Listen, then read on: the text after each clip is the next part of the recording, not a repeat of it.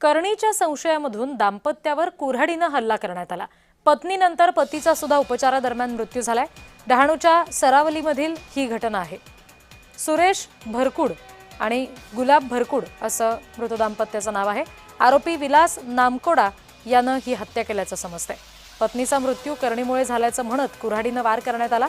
हल्ल्यानंतर आरोपीनं सुद्धा विषप्राशन केलं, त्याच्यावर उपचार सुरू आहेत। या दुहेरी हत्याकांडामुळे परिसरामध्ये हळहळ व्यक्त होते आणि अंधश्रद्धा निर्मूलनासंदर्भातला प्रश्न पुन्हा एकदा ऐरणीवर आलाय।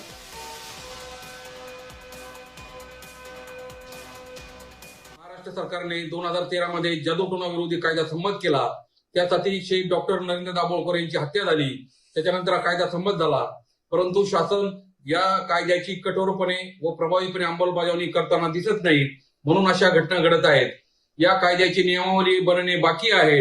प्रत्येक पोलीस स्टेशनला अंधश्रद्धा निर्मूलन कक्ष स्थापन होणे गरजेचे आहे, ते पण बाकी आहे। दक्षता अधिकाऱ्याची नेमणूक होणे बाकी आहे। शासकीय कमिटी जी आहे ती अगदी कागदावर आहेत। म्हणून महाराष्ट्र सरकारने याची जर प्रभावीपणे अंमलबजावणी जर केली तर अंधश्रद्धेचे प्रमाण कमी होईल असं आम्हाला वाटतंय।